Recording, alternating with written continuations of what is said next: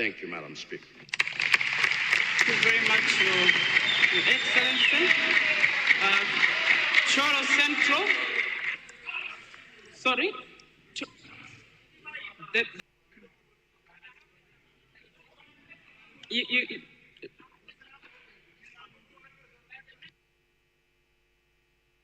Your mic, everybody's mic is working.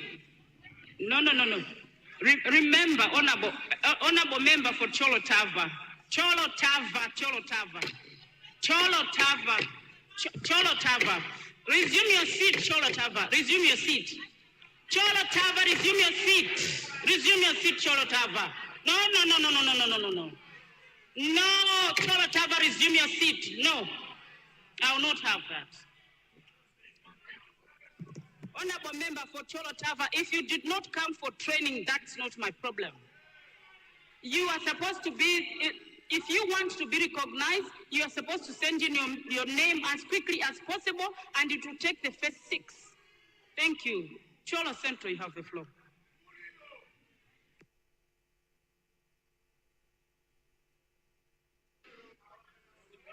Thank you very much, Right Honorable. Of the question, you have a supplementary? Thank you. Then first it comes to the leader of opposition, the owner of the question. Cholo Central, you come after.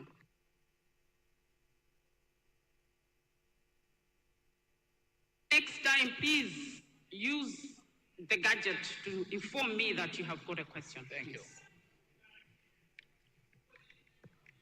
Right Honorable Speaker, thank you for giving me a chance to provide a supplementary question, to ask a supplementary question.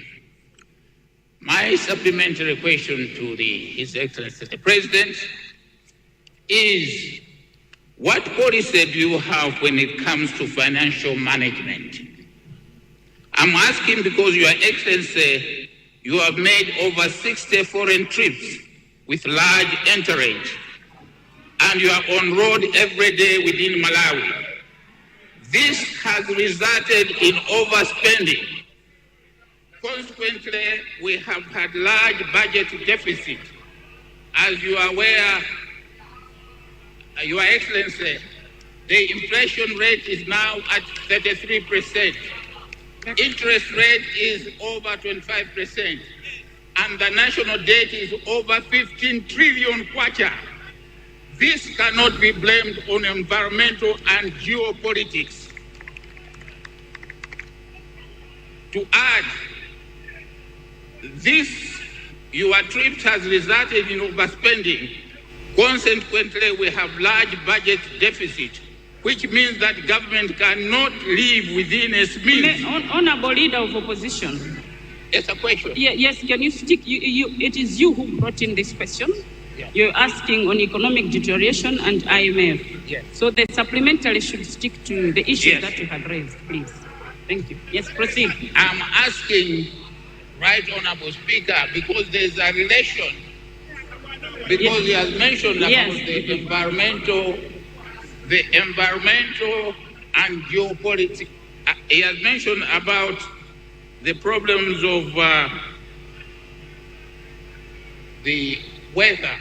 But I'm saying the supplementary question, what policy Members on my right, can I have order, please? Order. does the government have when it comes to financial management? I'm asking because, as I've said, Your Excellency, you have made over 60 foreign trips with large interests, and you are on the road every day. Was it not possible that this work would have been delegated to your able ministers who are there? Because by so doing, Your Excellency, it would mean that we are saving money for Malawi. Your Excellency, Honorable Leader, it's almost 3 minutes. Supplementary is supposed to be 1 minute. It's 3 minutes. Supplementary is only 1 minute, and this is 3 minhas. So please. I just end up. You are thank you, Honorable Leader of Opposition. Speaker, by saying the World Bank has said Malawi is in fiscal distress. by fiscal discipline means that we are bankrupt as a country. Thank you. The Honorable Leader of Opposition. Honorable Member for Cholo Central. Thank you very much, Right Honorable Speaker, for allowing the people of Cholo Central to ask a question, a supplementary question to His Excellency the President, and welcome. Your Excellency, you spoke within your response, the physical discipline that is being undertaken. And within the physical discipline, Your Excellency, it is very important that the 3 E's in economics, effectiveness, efficiency, and economically, be adhered to. I therefore would like you, Your Excellency, to pronounce yourself, particularly on the human-caused parameters in the economy, i.e. misprocurements, which are caused by men and your leadership. A very good example would be the misprocurements, for example, of hunting for fertilizer in pharmacies, for example, butchery, for example. And if we close, Your Excellency, you know very well that if we close those taps, you should be able to achieve what you are achieving. What do you intend to do to make sure that those misprocurements, which would form a very good part of this alignment to achieving financial growth, is done? I submit, Your Excellency. Thank you. Thank you. Zomba Changalume. Zomba Changalume. Yes, thank you so much, Madam Speaker, for recognizing the people of Zomba Changalume to ask a supplementary question to the President. Madam Speaker,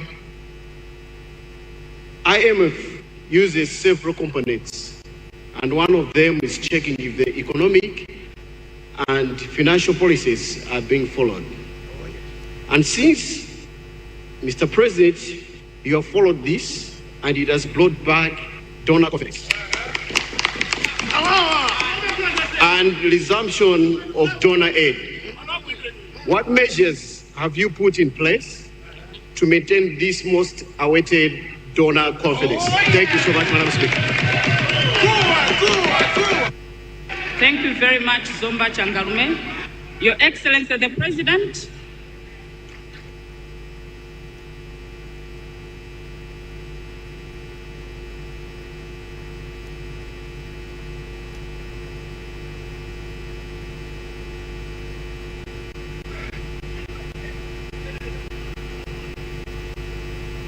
Madam Speaker,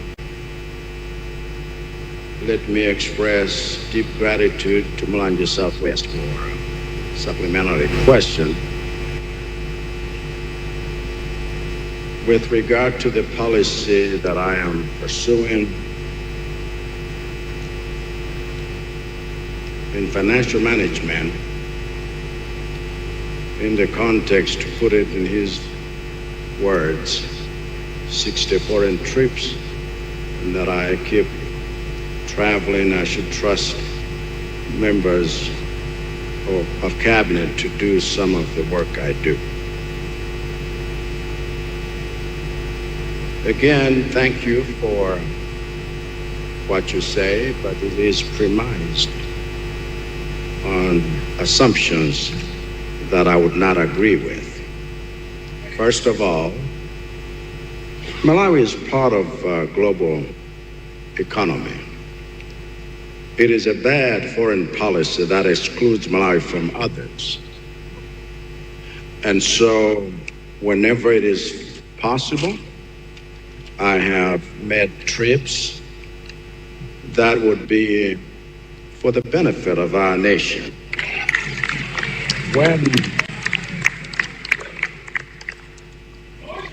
When I would miss as important meetings as the Commonwealth, Commerce, and others, it means that I'm not attending every meeting, and ministers represent me to some of those. I also wish you to know that in some instances, my trips have been funded by those who have requested for me to attend in behalf of Malawi. And so to talk of wastefulness, as you put it, that would have been demonstrated. I just read you a response which was detailed. Cholo Central says there are some human-caused, shall we say, catastrophes in terms of what he called the misprocurement. Well, let me just thank you for being part of this august House that yesterday passed the PPDA law to make sure that all of the concerns that you talk about should be covered should there have been any questions on future procurement. So thank you for helping your country make the right choices. And Zomba Changalume was basically a question to say, how do you maintain donor confidence after we have come thus far? Let's keep doing the right thing. Let's keep maintaining what needs to happen.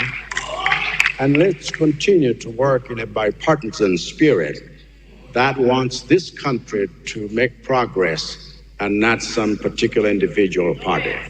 Thank you. Very much, Your Excellency. We now go to question PQT2, Kasungu North.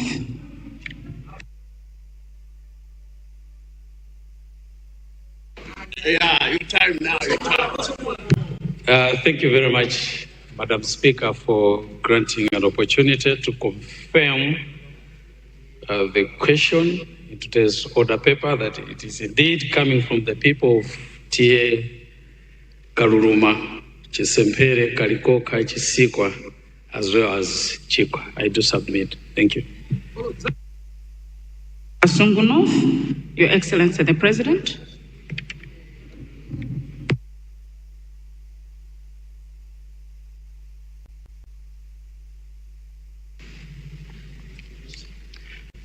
Madam Speaker,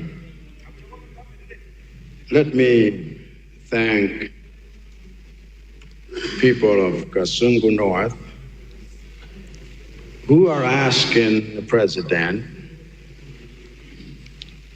and the question is premised on the fact that government listened to Malawians, that local contractors must be prioritized for contracts.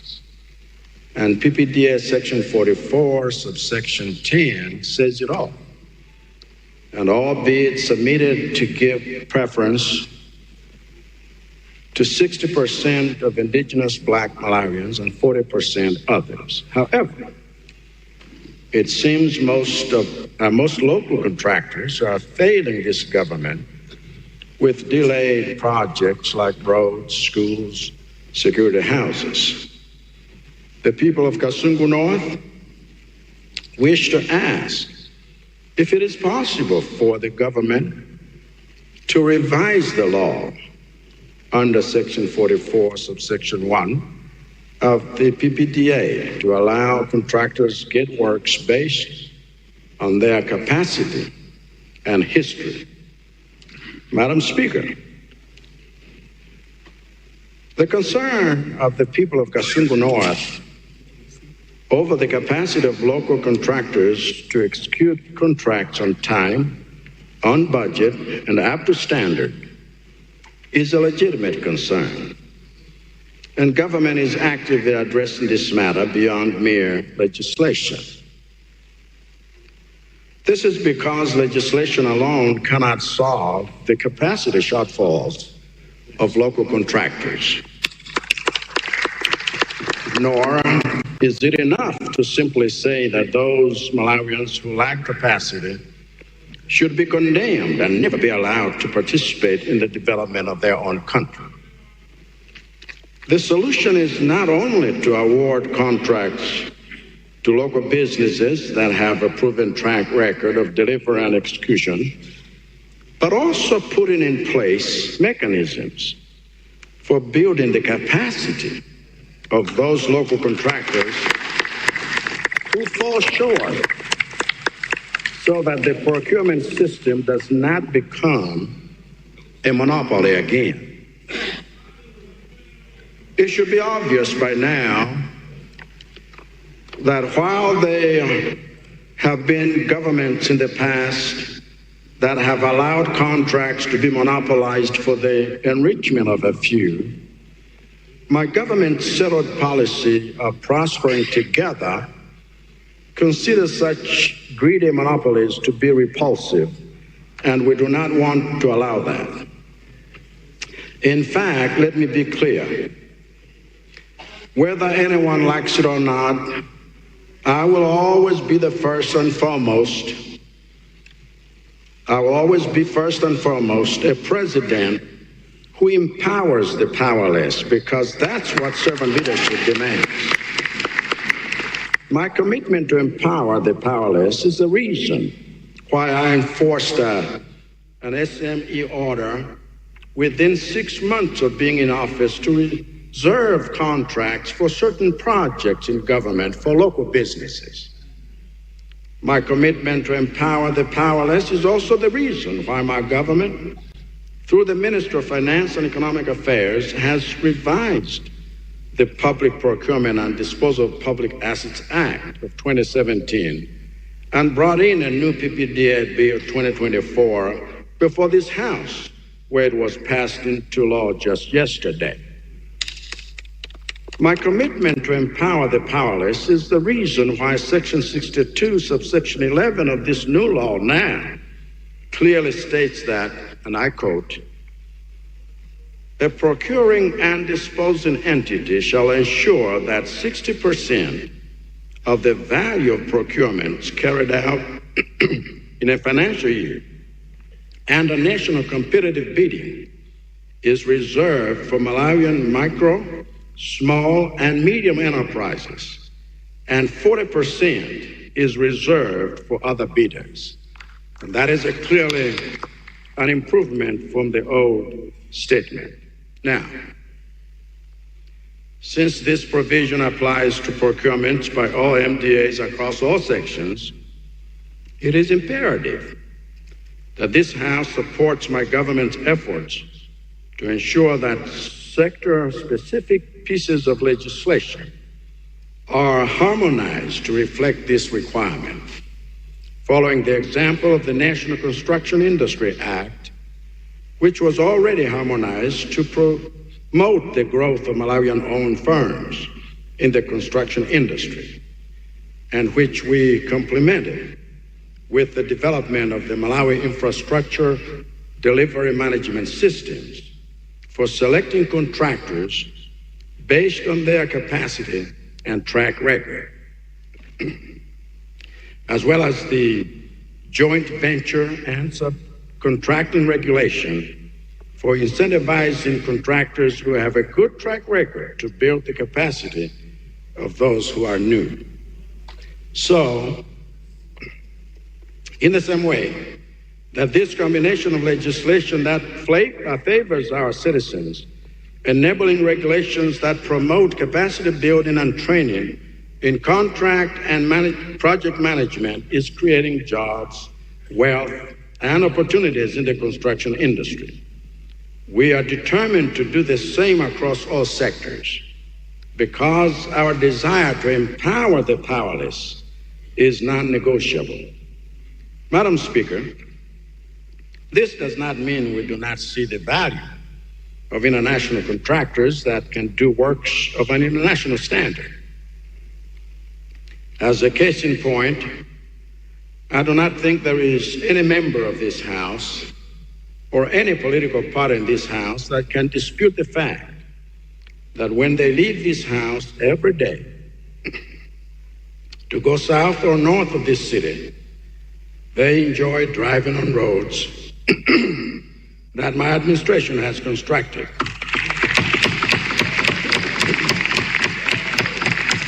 To international standards never before seen in the history of Malawi.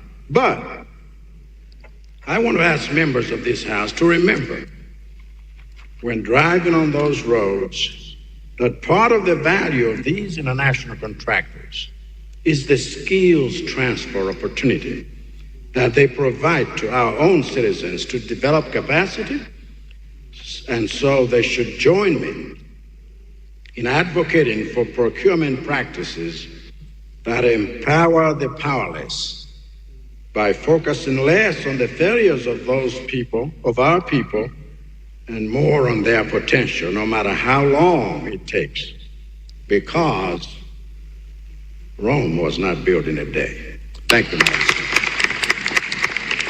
Very much, Your Excellency. Zomba Ntonya, Halombe East, then Chitipa East.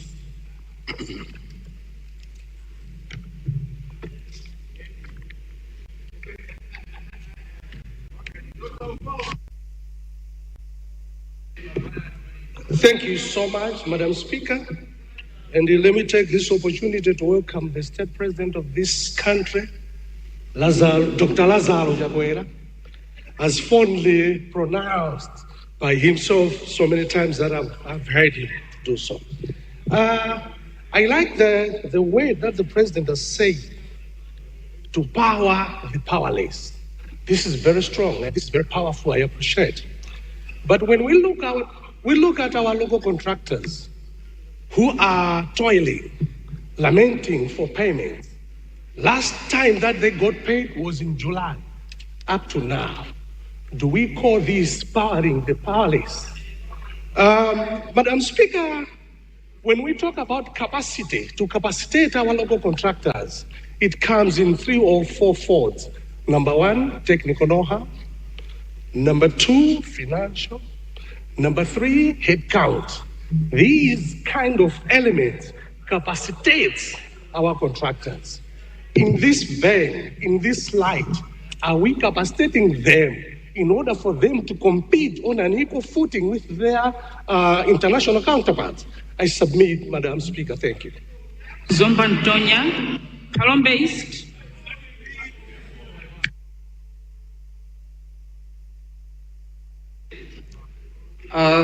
Thank you, Madam Speaker, for granting me the floor. I will start by agreeing with the President to say that legislation alone cannot solve the issue of capacitation of contractors, and that there should be other ways of doing so.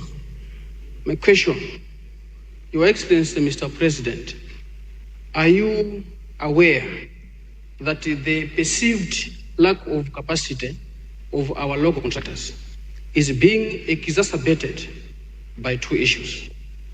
The first issue is a little resource of allocation of resources to the contracts they are being awarded. I will cite one example of my road project in my constituency, Chiringa Muloza Road. It was awarded to a local contractor, Cass and Measures, at a contract price of 24.5 billion. In that contract, government had an obligation to pay 4.98 billion, which is 20%, as advance payment. But this House passed 2.4 billion as an allocation, which is not even enough as an advance payment. Your Excellency, that contract to date has not started yet. And one would think that the contract is not starting because the contractor does not have capacity, and yet it is our own making. The second issue is the issue of delayed payments. The day before yesterday, as a committee on transport, we went to Kalinyeke, where Fortune Construction is constructing a way bridge at a contract price of 10 billion kwacha. He was given advance payment, he has worked, and he raised a certificate of about 600 million kwacha. When we were going through, the issues. One of the issues raised on this profile was that the contractor's lack of financial capacity. And it says the contractor exhibits lack of financial capacity as he is unable to finance the works. And yet the contractor has worked.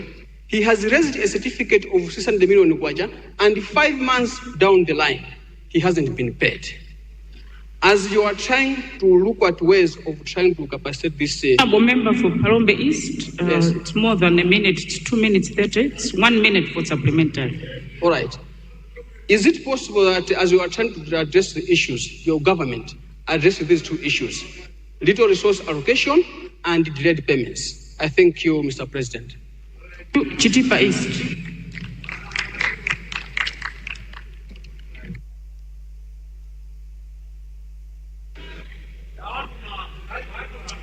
Thank you.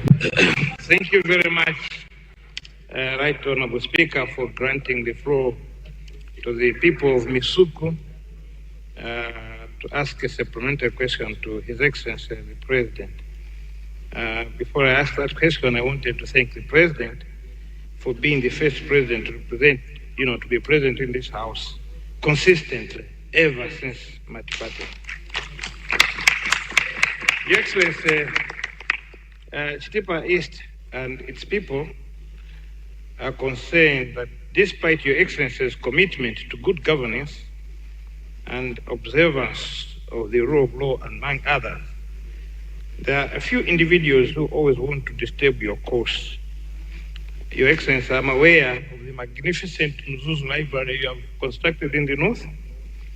I'm aware of the beautiful police houses you have built in Mangochi, Luntha, Misuku, Doa, and all over the country. I'm aware, Your Excellency, of the beautiful roads you have constructed in this country. I have not seen roads elsewhere other than the roads that we have now. Now, Your Excellency, what baffles me and the people of Misuku is that there are a few individuals who have decided to retrogress your progress by having to destroy infrastructure. For instance, ESCOM infrastructure is being destroyed. People have gone to the beautiful street lights that you have installed in Lilongwe. They started stealing. And so many of those barbaric acts. I want, therefore, a word from Your Excellency. What could you advise Malawians of like mind who want to retard your progress on such issues? Thank you, Your Excellency.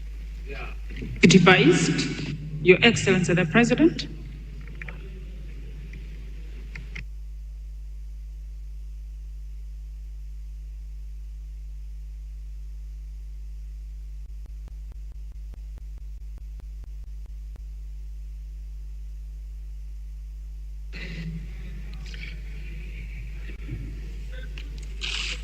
Madam Speaker, let me thank Zomba Tonya for the supplementary question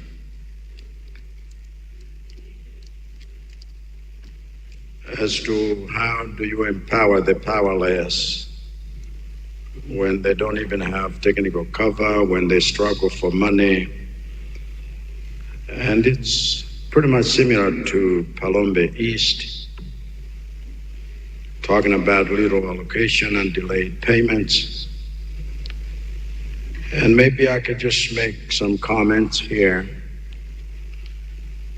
First of all, government is doing all it can to clear the payment backlog that came about due to price escalations. And the other problem most local contractors struggle with is that they underprice to get jobs. And so sometimes delayed payments happen due to government reallocations of resources, particularly when we are faced with emergencies such as hunger, cyclones, and so forth. But I must thank Palombe East because some of the issues raised are penitent with regard to price adjustments and allocations that sometimes do not seem to have come on time. I was up north just recently, and like he has cited examples, there are those who are doing excellently. It's not a blanket condemnation, as it were, of local contractors failing to do or to deliver. Some are doing excellently. But many times, there's been a tendency to believe that if I bid the smallest amount, I would get the contract and then immediately begin to revise prices because now I have gotten it.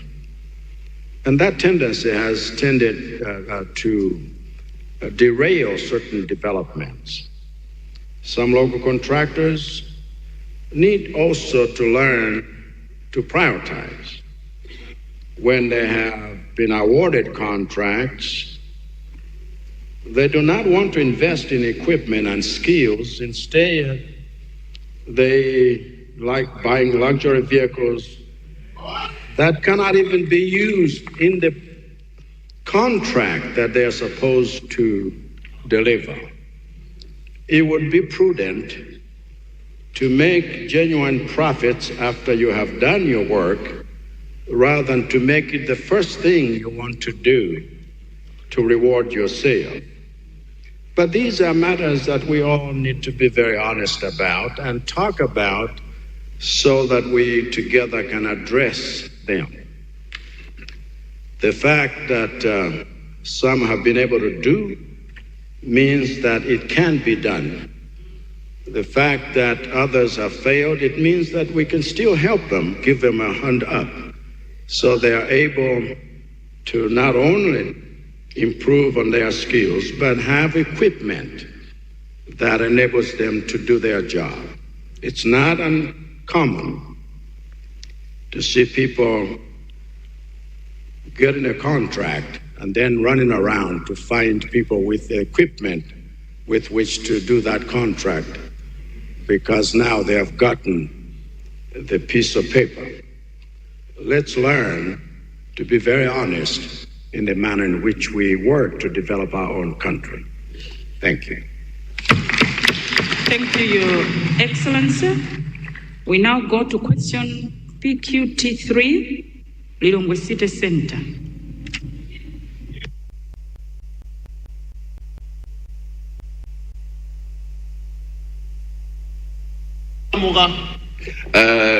I thank you, Madam Speaker, for giving me a rare opportunity to ask a very important question to the President of the Republic of Malawi, Dr. Makathe Chakwera. I stand to confirm that question, PQT3, appearing during this 15th session, during this 60th meeting, today on Wednesday, the 18th of December 2024, is indeed coming from the mighty people of the Lilongwe City Center constituency at exactly 1 minute past 3. I thank you. Thank you, Honorable Member for Lilongwe City Center. The Excellency the President.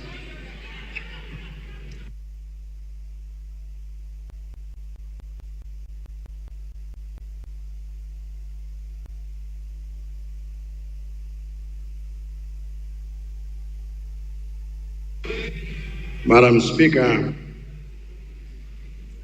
I thank the Member of Parliament for the Lilongwe City Center constituency for the question which purports to indicate that since there's quite a lot of development projects going on in the nation, especially on road network, to facilitate movement of people and goods in the country, the people of the Lilongwe City Center have observed the need for this country to enhance the transportation system, both domestically and internationally. And therefore, they seek to ask the President if there are any plans to secure or revamp our own airline to improve air transportation in the region. I feel, Madam Speaker, duty-bound to remind this august House that Malawian Airlines, of which the people of Malawi are the majority shareholders, because of the 51% of the company's shares that belong to the Malawi government. And so this needs to be borne in mind, because it is not accurate to say that Malawi does not have its own airline. We do, and it is called Malawi Airlines, which has been in operation for a decade now, despite facing challenges as a new entrant into the market and having to weather the disruptions caused by COVID-19 during that year that I took office, which required my intervention to save it from going under. Now that we have this airline in operation, what is important now is to focus on how to promote it, grow it, and increase its footprint in the regional market. Madam Speaker, currently,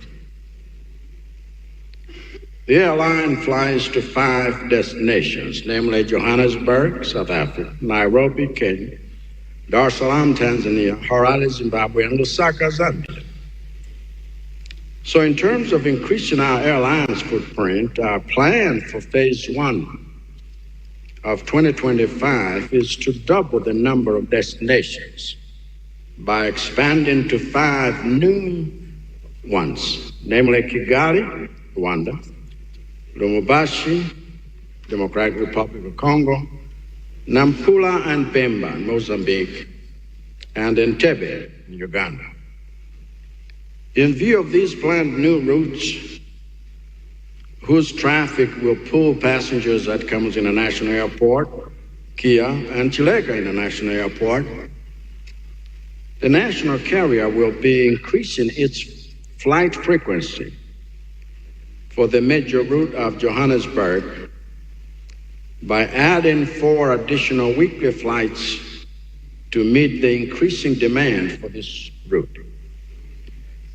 And for those who like traveling during festive period of Christmas and the New Year, Malawi Airlines intends to introduce 3 additional flights to Johannesburg on Mondays, Thursdays, and Saturdays from December 21st to January 6th. December 21st, 2024, and January 6th, 2025. Madam Speaker, in phase 2 of our expansion plans, beginning in the last quarter of 2025, Malawi Airlines will start flying to the countries of Mauritius, Angola, Botswana, and Nigeria, once bilateral air service agreements are signed with those countries.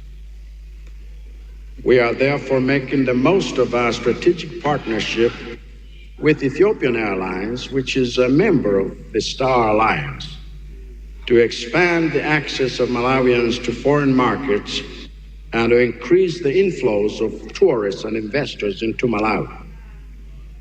For domestic flights, Madam Speaker, apart from flying between Lilongwe and Blantyre, Malawi Airlines intends to introduce flights to Mzuzu and Karonga.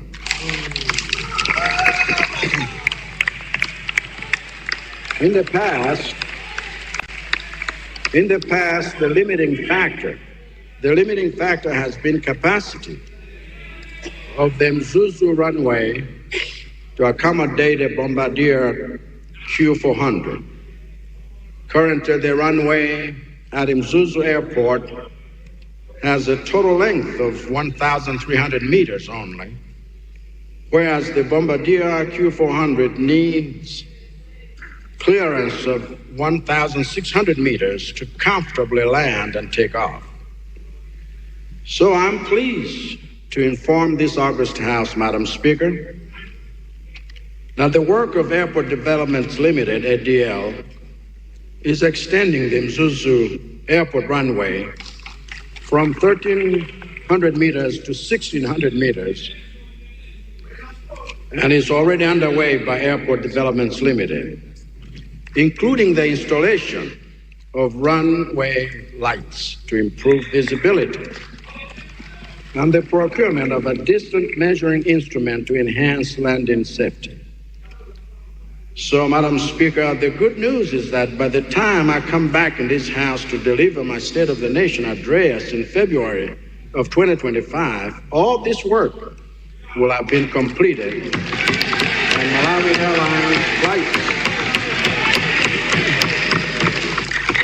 and Malawi Airlines flights to Mzuzu and Karonga would have started. Thank you, Madam Speaker.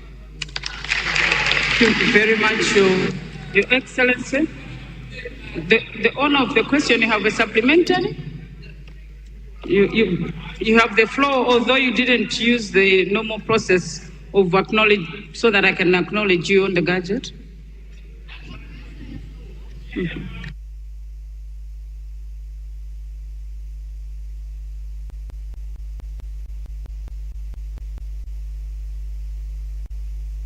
The floor, Lilongwe citizen. Thank you very much, Madam Speaker, for giving me an opportunity to ask a supplementary question to the state president of this republic. I am 100% convinced with the response given by the president. However, I would like to know domestically, with the robust road network that is being constructed in Zomba, Luntha, here in Lilongwe, and Mzuzu, when are we having a city public transport whereby reduction of using our roads by families and driving commuters could reduce drastically the usage of petrol and diesel? I know, Madam Speaker, that before, during the Kamuzu era, we had double deckers, we had trams, rail transport, which was very, very effective. Now, I would like to know if there are any plans in the near future that the president, with these road infrastructures in place, will make this city transport possible. I thank you, and I so submit. Thank you. Thank you, Salima South East, and then Manguchi North.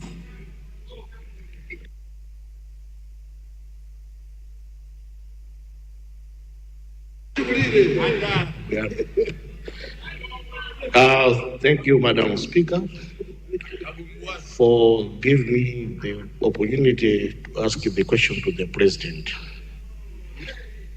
Oh, yes. The people of Salima Southeast has seen that the President and his government is doing a lot in road infrastructures and, in short, in public transport infrastructures.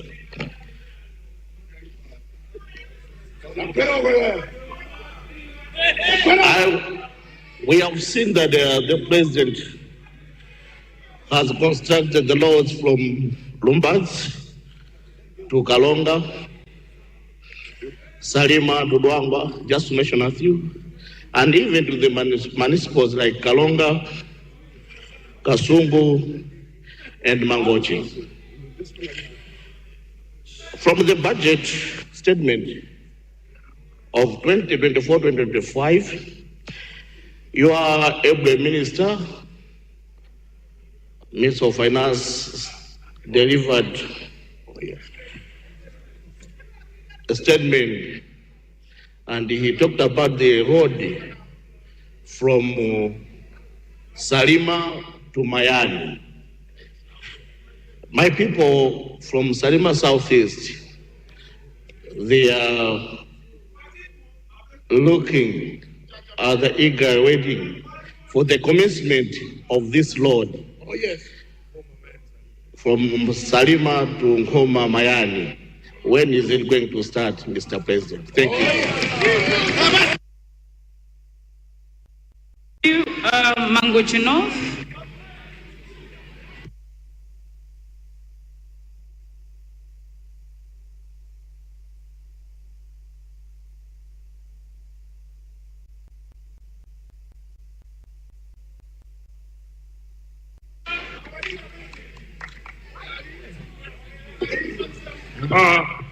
Thank you, Right Honorable Speaker, Madam. Let me first thank the President by coming into the Parliament. I thank him since he took power, has been coming to Parliament. And in thanking him, let me also congratulate the newly appointed Minister of Labour, who is with us in the House. This is the way to go. Madam Speaker, the people of Mangochi North want also to appreciate, to thank the President, like Senior T.L. Rulanga is thanking for the EPA you have given him, Senior T.L. Makanjira for the heavy post given to him, and the water project which is in progress. Sabutie Kuchibibi Kuchilawe, the bridge at Ritisa, which is now showing that the road Mangochi Makanjira is starting, because the bridge now is almost 90% done. This was the most difficult bridge. By supplementary, Madam Speaker, is the people or the road users of Makanjira, Mangochi would like to know much from the President, as some of the resources for the road has been secured.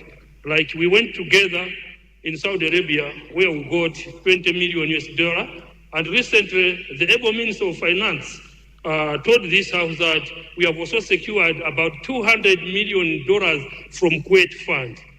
The people, the road users of Makanjira Mangochi would like to know the progress, when it is going to start, so that we can be happy in Mangochi. Furthermore, Madam Speaker, I would like supplementary question is 1 minute. You're 2 minutes 17, so just 20 seconds, Madam Speaker. Madam Speaker, I would like also to ask the President if there are immediate measures. The people of Mangochi North will not be going to Mangochi as the rain has started because of the 6 bridges which are not passable right now.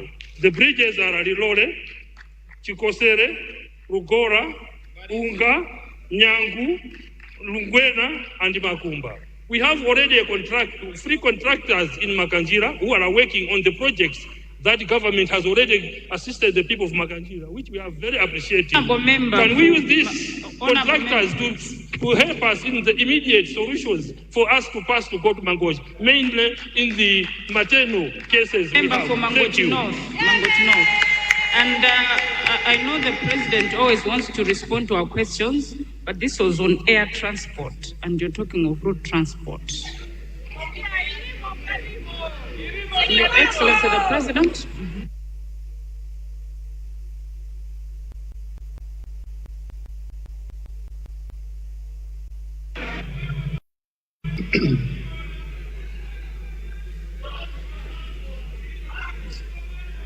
Madam Speaker, I know the interest from air transport to road transport is legit, for many in this country use the roads. And so let me just make a few comments. With regard to road network and city public transport and things of that nature, by the way, there are already plans in the offing with regard to the reestablished MDC, and we're already looking at city buses, but we want to be able to do this with those that are already involved in transporting people in our cities, so that they could also have shares and such. We don't want to put anyone out of a job. We want to be able to include everyone in the new systems that we are developing.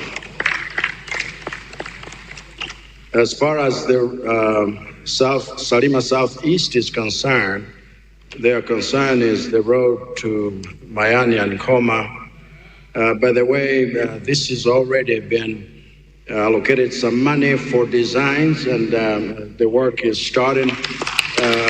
Procurement will soon happen so that we have that road fully designed, ready for implementation. Mangochi North, I know the interest is Makanjira Road. We are grateful for the bridges that's been done, and we know others need to be. I can have the people of Makanjira, Mangochi North, know that now we have resources for that road, $100 million. And so when we started with Saudi, and then we went to Kuwait, and then UAE, everyone now has agreed, and we have the total so that things can start to move. With regard to immediate needs for transport, the Minister of Transport will be looking at some of those and how do people move in this rainy season. But I'm so happy that now we can get our work started for Makanjira. That's about all I can say right now, and so thank you, Madam Speaker. Very much, Your Excellency. We now go to question PQT4, Rumpi East.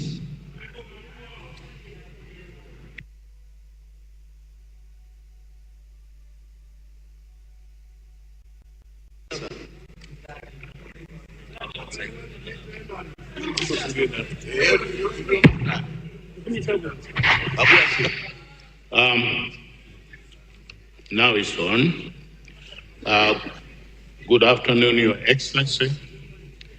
Thank you, Madam Speaker, for allowing the people of Rumpi East to indeed confirm question number PQT4, that it is indeed from Sub-T.A. Chapinduka and now promoted by him to a full T.A. Chapinduka, which I'm grateful.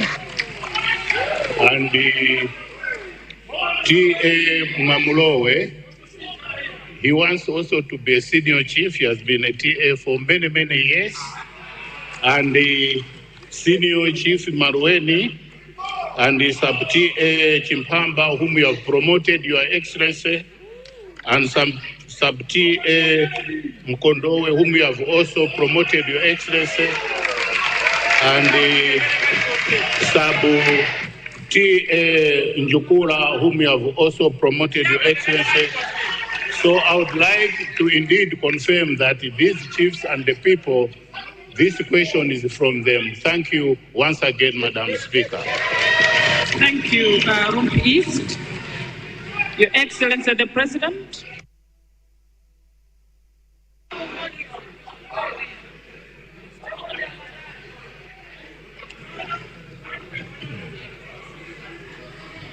Thank you, Madam Speaker. I'd like to thank the honorable member of Order, please. Order, please. of Luntha East constituency for his timely question about the delivery of fertilizers to this year's AIP beneficiaries. Madam Speaker, I'd like to inform the August House that the approach this year was to prioritize hard-to-reach areas when delivering and redeeming fertilizer because those areas are becoming accessible once the rains start. Distribution would then go to the areas or other areas that would be accessible at any time, even deep in the rainy season. And that is exactly what the ministry has done, which is why the work is now moving to provide fertilizer to areas that are more easily accessible. I can therefore assure the House that all registered farmers will be reached with the fertilizers within the effective time of fertilizer application. We stand by this assurance despite the challenges that we have faced in the importation of fertilizers because of restrictions on forex access, because as the forex situation improves, so does our importation of fertilizers, which is why fertilizers are now being sent to all retaining areas as we speak. Even so, Madam Speaker, for purposes of accountability and transparency, allow me to present the status of our implementation of AIP this year. And this data is as of our working days ago. Funding, 94 billion kwacha in funds have been released. Cumulative sales, 322,348 bags of NPK, and that represents 31%. 286,522 bags of urea, representing 27%. That's a total of 608,870 bags, representing 29%. 330,566 packs of seed, representing 31%. Cumulative dispatches, 341,016 bags of NPK, representing 33%. 344,010 bags of urea, representing 33%. That's a total of 685,026, representing 33%. Livestock, 578 goats. Madam Speaker, it is also important to note that AIP is only one social protection program among others. And the goal is to make sure that some families that are not covered by AIP are covered by other social protection programs. Those other programs include Mtugulabakomo social cash transfers, Climate Smart Public Works Program, School Feed Program, Shock Sensitive Resilience Program, and even the new NEEF loans we are now dispersing to young people without collateral. I thank you, Madam Speaker. Your Excellency, Mwanza West, Salima Central. Honorable, please. Mwanza West, Salima Central, and Katabe North.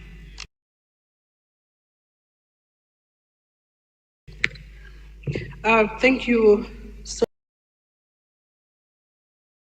much. Madam Speaker, for giving an opportunity to the people of Mwanza West constituency to ask the head of state a supplementary question. Madam Speaker, before I do that, let me thank His Excellency for all the projects he's implementing in our district, Mwanza. I have in mind the Mwanza Stadium, which is almost done. He has also commenced construction of prison officers' houses in Mwanza and 2 health centers that this week have just started to be constructed, apart from a lot of development projects that are taking place. Let me thank him so much for that. Madam Speaker, through you, I would like to ask the state president if he's aware. We appreciate that we received AIP fertilizers in my constituency way before rains started, more especially in the area of Tie Govati in Tambani, but we having challenges to access the fertilizers, the AIP fertilizers, especially on 2 issues. The first one being the issues of IDs. It happened that the people that were registering the people omitted. Maybe, say for example, instead of writing a 2, they put a Z. So when people go to buy the fertilizers, they are being denied access. So we have a lot of fertilizers, but people are unable to access it. And secondly, it's the issue of villages. Say for example, Joyce comes from village A, and on their system it shows I come from village B. Well, even if I have my ID matches with that which is in the system, I'm still being denied access to the fertilizer. So I'm not sure if the president is aware, and if he's aware, what is it that he's going to do to make sure that people access fertilizers? Looking at it, that it's almost time for us to apply fertilizers. And lastly, I would like to ask the head of state if his government plans for alternative cheap technologies to replace chemical fertilizers for the rural people, looking at it that maybe the cost, does he have plans so that at least you have like cheaper technologies to replace the chemical fertilizers that we are using now? Otherwise, let me thank you so much, because as I speak, people are receiving the fertilizers through NIF, the NIF loan fertilizers. And as I speak, like I said, in Tie Govati, people have gathered at Tie Govati headquarters receiving the NIF fertilizers. We really appreciate that. May you continue that. And Honorable member, more than 2 minutes. Honorable member. Thank you so much. Thank you so much, Madam Speaker.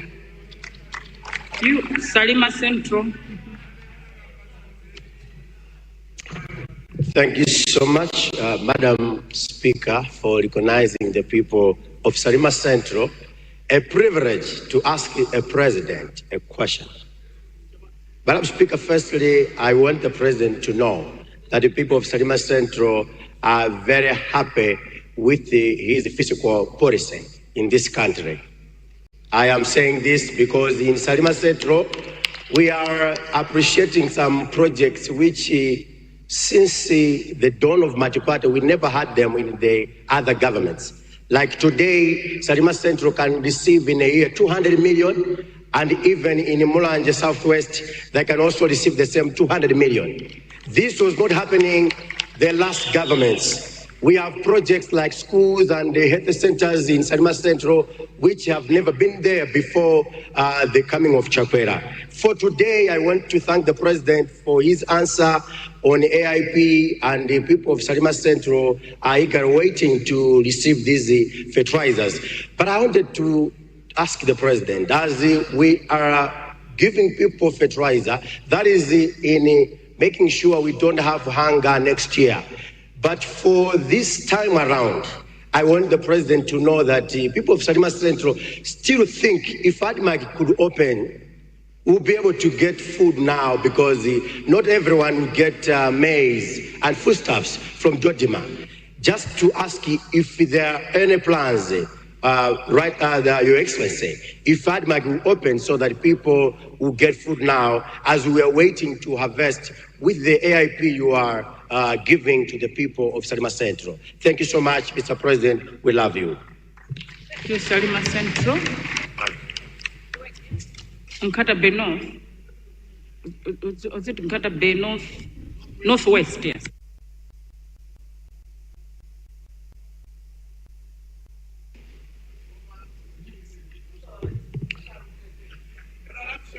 Thank you, Madam Speaker, for giving me this opportunity to ask a supplementary question to the President.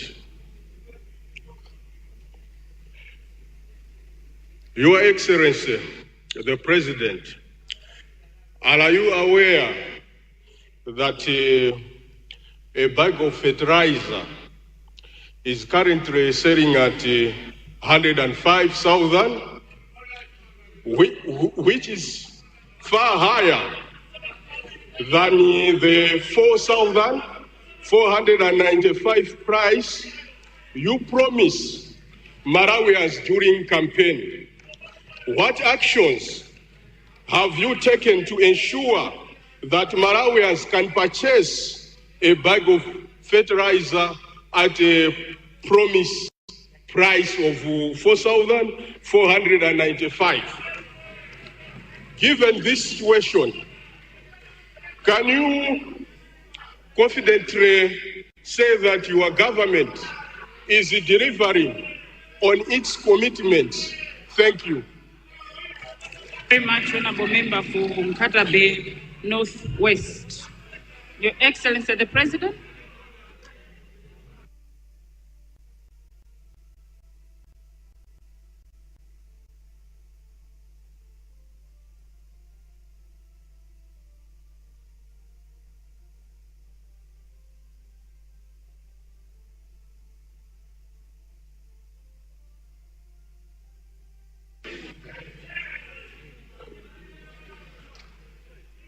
Thank you very much, Madam Speaker, for the supplementary questions from Mwanza West, Salima Central, as well as Luntha Bay Northwest. Let the people of Mwanza West know that the problem that was identified, in which beneficiaries whose IDs were showing errors, that problem is being fixed immediately after it is identified now.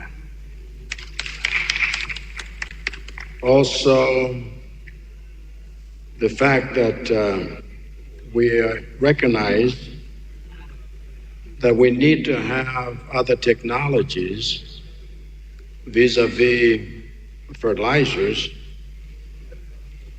and maintaining the soil health that Malawi needs to have. We have approved technologies,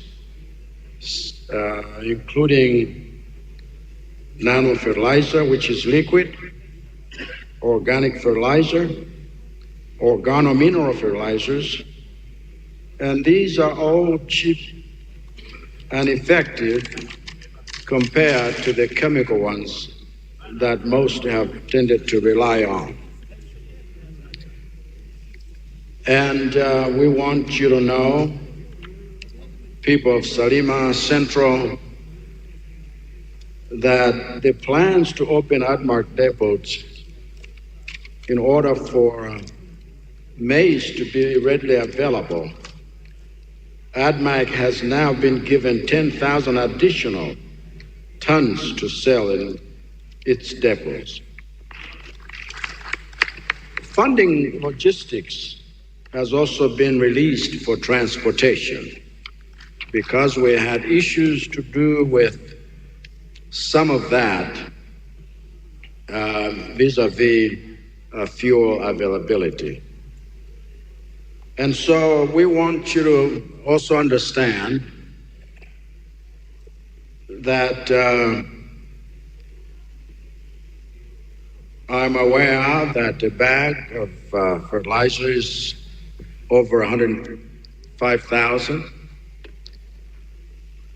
and that the first year we did sell 4,900 as per our campaign promise. However, we used to see or sell 5 bags of maize or 6 bags of maize to buy 1 bag of fertilizer. Now, a farmer sells 2 bags, even 2.5 bags, to buy that same bag of fertilizer. Soya that was at 100, now is 1,500.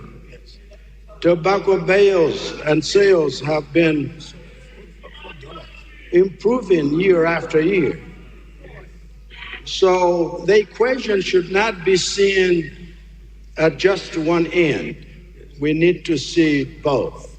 We realize that worldwide, prices have not stayed stagnant, but we have, even for the AIP, for a number of years, maintained the 15,000 price, despite the fact that the fertilizer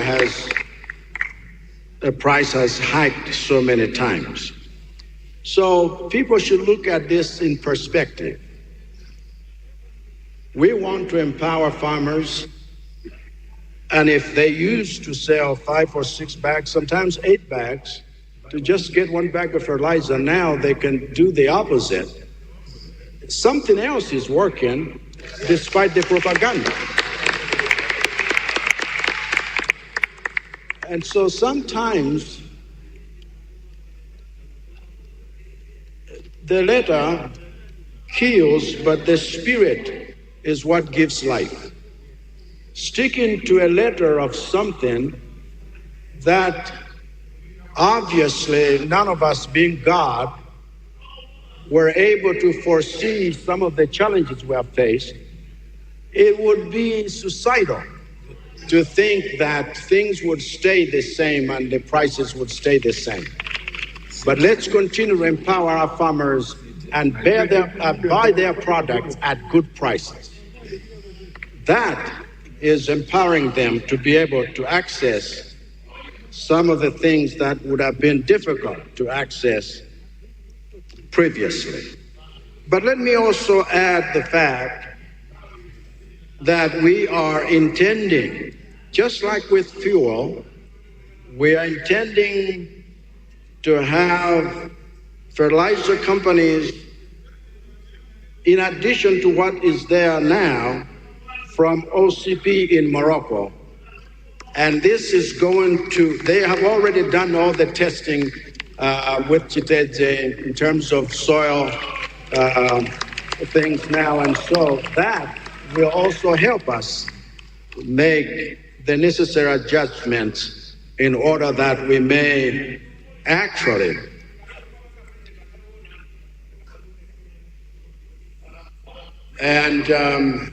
just for your information, when, for example, I was here in Parliament, we knew what CDF we were getting, and now it is no longer like what it used to be. And so we can't say because we wanted 29 million, then we should stick with it. We have raised it to 200 million because we know that the times have changed. And so we need to learn to tell the whole story, not just half of it. Thank you, Madam Speaker. Very much, Your Excellency. Leader of the House, you're rising.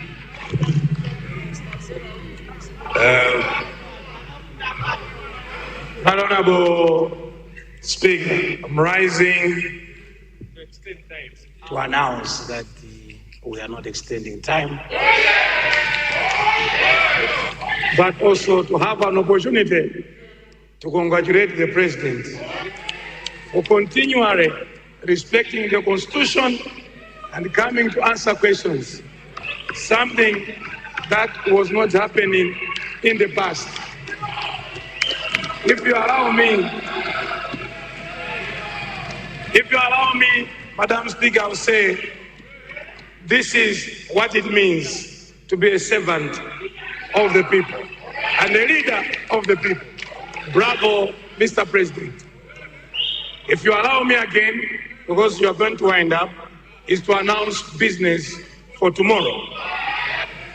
Mindful that tomorrow is a private members' day, but time permitting, business given to us, we're going to deal with the money bills that have been already circulated to the honorable members and other bills that are on the paper.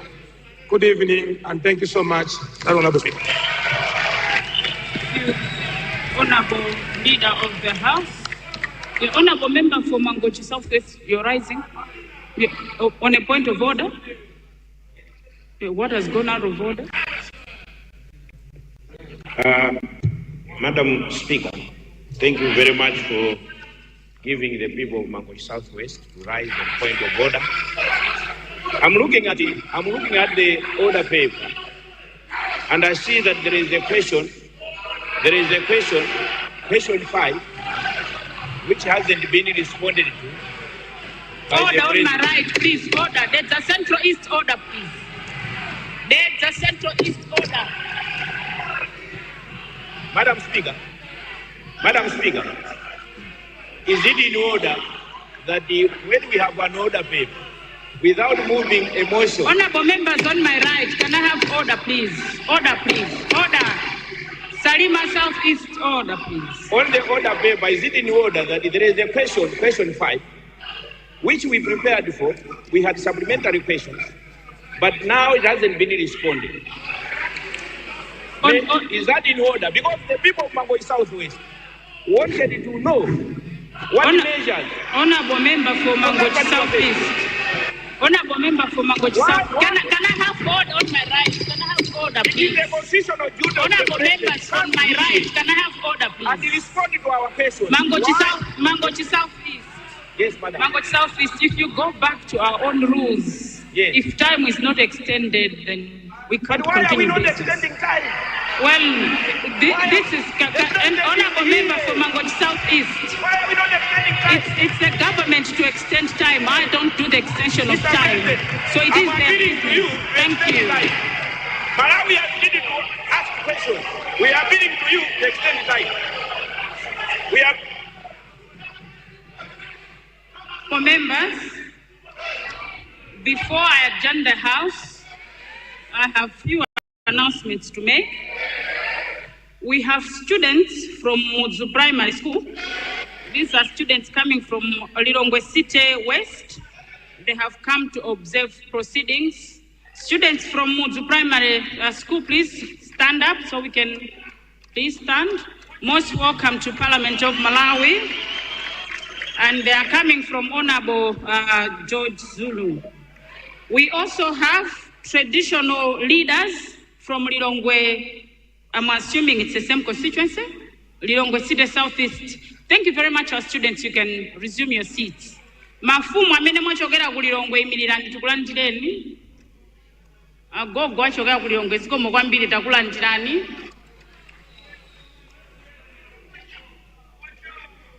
Zikomo kwambiri.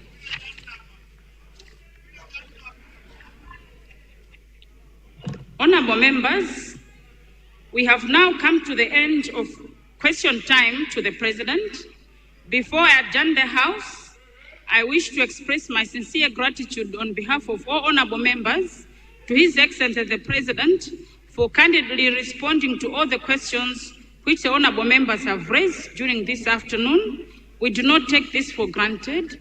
Your Excellency, that you found it worthwhile to spend this precious time with us in this august House. Your Excellency, responses have shed more light on all issues which have been raised and are matters of great interest to the people of this country. This gesture is a demonstration of Your Excellency's commitment to adhere to the Constitution of this country and also depicts Your Excellency's support to principles of transparency and accountability to this nation.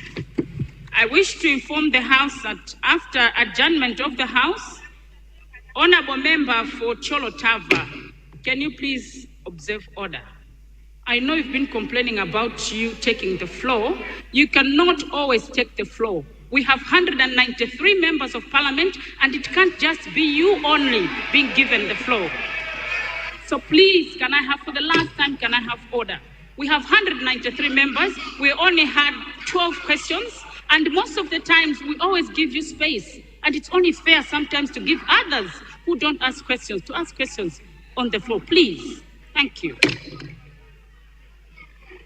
I wish to inform the House that after adjournment of the House, the Speaker's procession will leave the chamber and proceed to the Presidential Lounge to see off the President when leaving the premises of Parliament.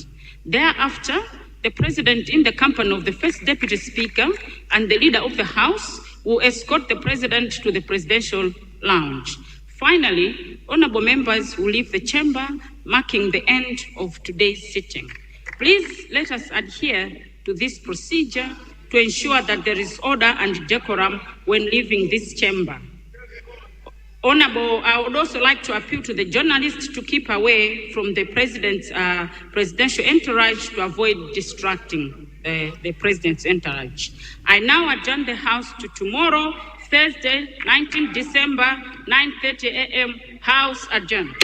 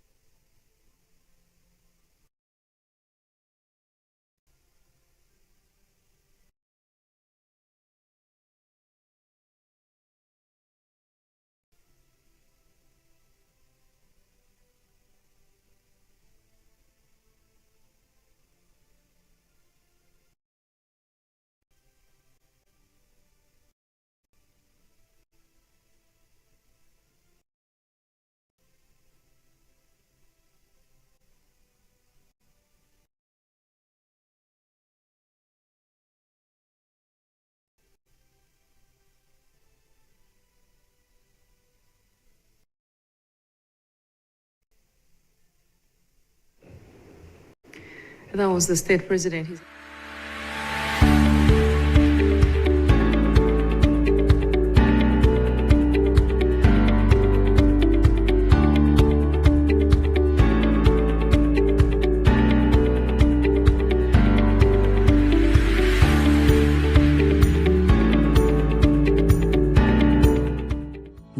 Vision stands as an autonomous faith-based broadcaster with a national and international reach.